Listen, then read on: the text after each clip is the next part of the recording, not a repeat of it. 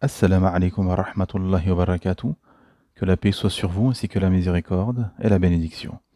La réflexion du jour va porter sur un mécanisme de pensée qui m'est venu suite après avoir participé à un space de musulmans démocrates, de musulmans qui se disent démocrates, gauchistes même, et qui appelaient dans ce space à voter pour les partis de gauche français.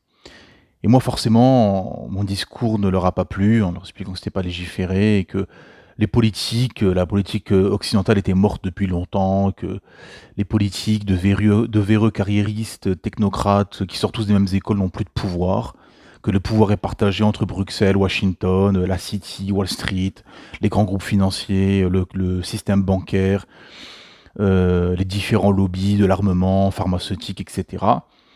Et que les élections étaient laissées là encore comme un folklore pour donner une illusion au peuple de décider de leur destin.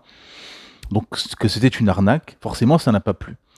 Et une réflexion m'est venue après ce space, c'est que, comme disait un savant, c'est que beaucoup de gens, la masse des gens, qui n'est pas éclairée par le Coran, par la Sunna, qui n'a pas El-Basira, cette clairvoyance, El-Furqan, ce discernement, pour comprendre qu'est-ce que nous dit Allah, qu'est-ce qu'Allah Ta'ala attend de nous, et le contexte, et ben forcément, il va patauger.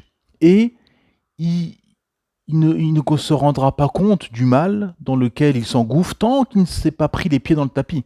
Comme dans les interdits, ar-riba, l'usure, etc.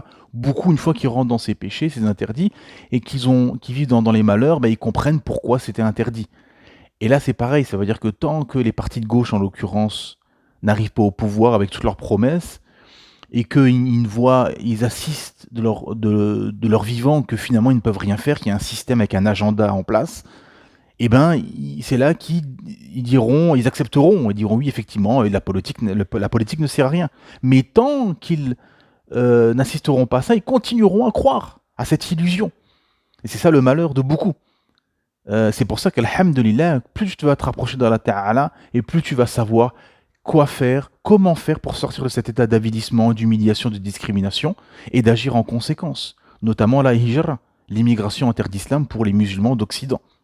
Et comme a dit Omar ibn Khattab, nous les Arabes, nous avons été les plus humiliés, nous étions le peuple le plus humilié, et nous avons été honorés par l'islam, et si on cherche l'honneur par autre que l'islam, on sera humilié. Naam, en effet, tant que les musulmans chercheront l'honneur dans la démocratie, dans la laïcité, dans les partis politiques, dans les instances internationales, eh ben ils resteront dans cet état d'humiliation. Comme a dit Rasulullah sallallahu alayhi wa sallam, vous serez humiliés, et cette humiliation ne sera pas retirée tant que vous ne reviendrez pas à votre dîne.